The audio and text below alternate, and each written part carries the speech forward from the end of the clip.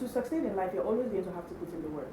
No matter what you want to succeed at, you still have to put in the work, because there are always going to be people who are putting in the work too. And to succeed, to stand out, you have to put in the work. If you don't put in the work, that is unfair to every other person who is putting in the work. What makes you deserving of what they have worked so hard for if you haven't worked harder, or if you haven't put in a little extra effort to make you the deserver of whatever you are asking for, or whatever you are going for? Because in this life, everybody is playing to their advantage, and you need to play too. You can't just imagine that good things will happen to you just because you ask for it, or because you want it so bad, or you're dreaming about it. Even the poor man on the street is dreaming about it. He is dreaming about winning. He's dreaming about succeeding. He's dreaming about being the best that he can be. So what makes him different from the person who has won? The person who has won has put in the work, and circumstances are aligned in their favor for them to win. And that is why I need to let you know that if you are waiting to feel motivated every day before you work, or before you put in the work, you are not graduating with the first class. It's simple, it's plain, it is as simple as that. You're going to graduate with dreams and excuses.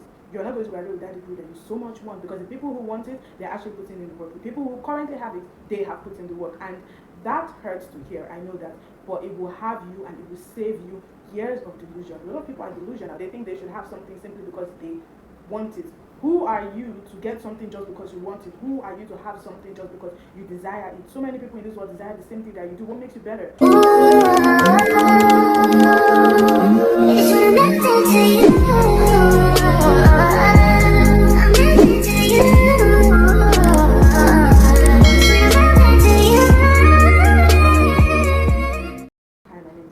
here to make sure that you never settle for a life that is less than the life that you deserve. This video is for the girlies who are tired of, aesthetic productivity videos. They want it hard, they want it, given to them raw. They're tired of the romanticized success stories, and they are also ready for the actual work, the real work that it takes to become who they want, or who they know that they can be. This is part 7 of my How to Graduate with a First Class series, and if you haven't watched part 1 to 6, you need to watch it. It's even the final episode, and today we're going to be talking about the least glamorous part of success, which is actually putting the work. Okay, when nobody can see you, and the realistic bit that nobody tells you about, because it is ugly, it can be messy, but it is very real. It is what is actually required to win. So let's go into chapter 1. And let's start with honesty, because I'm always honest here. I can't lie to you. I have to tell you the truth, because if I don't tell you the truth, who's gonna tell you the truth? Movies lied to you. Yeah, you know that montage of that person sitting in front of the desk, he's like working so hard day in, day out, and then this and that and this and that, and then suddenly they're so fully focused, they're pushing for their dreams, and then boom, genius, success, first class degree. That is not real life. I promise you, that is not real life, because you are human being, and you know what being human makes you. You know what being human means. It means that some days you are motivated, you are pumped, you are ready to go for it. Some days you are exhausted, you're so tired, and you could imagine doing any other thing but reading. Some days life punches you in the face and you don't touch a book for a whole week. Like, you literally don't, because you're stressed and you have so much going on with you. And guess what? This does not disqualify you from excellence. Having days where you are so down, having days where you feel like you can't show up for yourself, does not disqualify you from excellence. Does not mean that you're not worth what you're going for. Research actually backs this up. They say motivation is unreliable. There's psychology, behavioral psychology research out there that actually backs this up. They say that discipline and consistency outperforms motivation, and it is long term. Motivation comes after action, not before it. So when you get up and you actually intend to do something, you will get motivated. But if you are waiting to feel like it, you will wait forever, and you will watch your dreams pass you by. You watch other people do the things that you're so scared to do. You watch other people have the success that you are clearly not ready to work for. Chapter 2. Whew, I'm pumped. I don't know if you are. The truth that I wish someone told me earlier. This journey is not straight. It is not clean. It is not aesthetic. I love when we watch motivational videos or we watch movies and we see it. It's lovely. It motivates us. But we also need to be realistic. It's not like that. There were many times that I slacked, especially my tutorial level. I think I mentioned that in my last video. There were times that, things outside of my control knocked me out of my reading. There were times when I did absolutely nothing academic. That doesn't mean that I wouldn't win or I didn't win, because listen carefully, right? That happens to almost everyone who still ends up excellent. It is not a disqualifier. It doesn't mean that you're not going to win and you're not going to succeed. The difference between the average and the excellence is not perfection. Like a lot of people try to make it seem, the difference is what you do after the break. after you're off your reading. High performing students aren't special creatures, they're human beings like you. There are studies on this, academic resilience that show that students, who succeed long term are not the ones who never fall behind. They're usually the ones who recover faster. They do. They don't spiral, they don't, self-sabotage, they don't decide that they failed already. So what is the point? What's the point of me continuing now that I've already gotten out of my reading? That sounds familiar, doesn't it? They rest, they reset again and again and again and again until eventually they win because they believe in themselves that much and they know that they can do what they believe in. Let me be very practical, because this is talk about this and this is be pumped and not, focus on reality.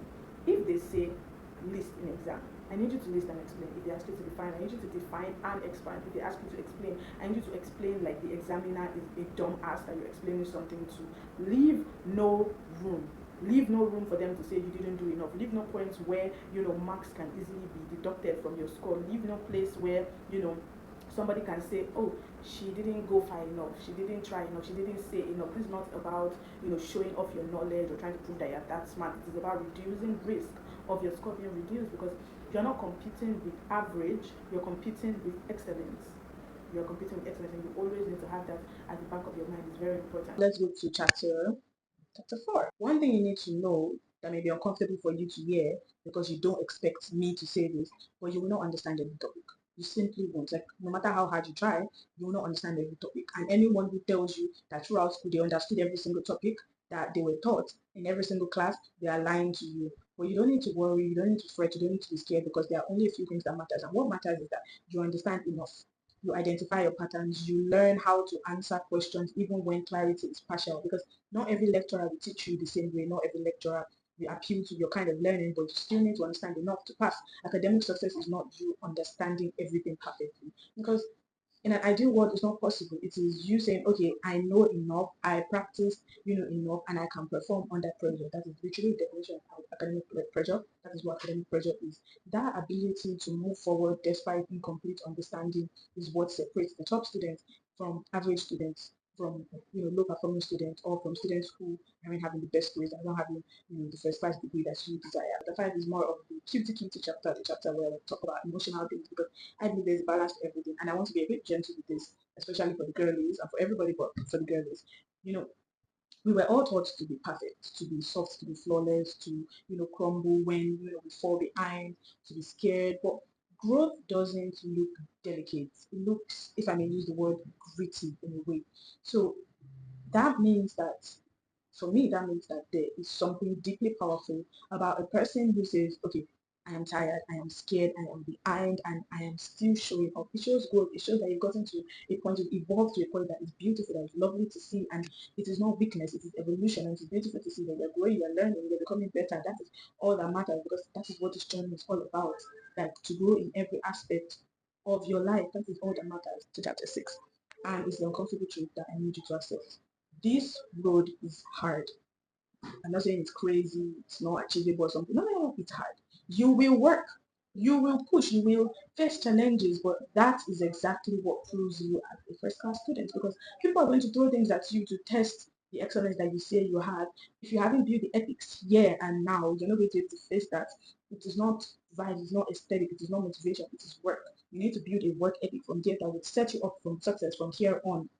That is why you know, when you get to a point where you succeed and you have a first class degree or you win at your academic, it will set you up for other things. That work ethic that you used to get your first class degree, you use it in other areas of your life. When doors open for you that are only open to first class students and you get into that spot, you get into that place, you'll be able to stand there because you have built a good work ethic. That leads us to chapter 7, which is actionable steps for you. How can you apply this into your life? The first step is to detach from the fantasy. So I know in the motivation video I said fantasize. That is true. But you need to also detach from that fantasy. Stop waiting for the perfect condition. Start where you are. Like a lot of you are waiting for 7:05 or 7 o'clock on the dot for you to start reading. Stand up even though it's 7:12. That is just step 2, which is to build recovery, not perfection. Expect that you're going to have off days and that you should plan for how you will return after the update instead of shaming yourself for having an update because you are human. And step 3 is over delivering effort. I think I mentioned this. Go beyond the instructions, reduce the chances of failure, the chances of them saying, oh, this person didn't do well, oh, this person didn't deliver enough, so I can reduce some marks here, I can remove some marks here. That is just step 4, which is how to master performance. And You need to master performance, not just understanding. Like I said before, practice answering questions even when you are not sure of yourself. Like when you don't trust yourself, you practice it. That leads us to step 5, and that is to choose discipline over feelings. I have many videos on discipline on my page. Watch them. Feelings change. Your future does not have to change because of the feeling that you're feeling in the moment. That is when discipline steps in. 6, keep living. Success without a lived life is empty. I always say this. Enjoy your youth while still building your future. Academic success without a life that has been lived to the fullest is empty. It's nothing. Have fun, but still do well. That just comes from structuring your time well and knowing when to do what and when not to do what. This series wasn't about being superhuman, it was about being real and still choosing excellence. If this video hits you, it is because you know that deep down inside you are capable of more than you think. And if you stay to the end of this series, not even just the end of this video, from series 1 to series 7, you already have what it takes. Thank you so much for joining me on this series. This series has finally come to an end. I hope I was able to impart you on this series. I made this specifically for the girlies, for every other person but for my girlies. And yeah, you're going to win this year. This year is your year. You've got this.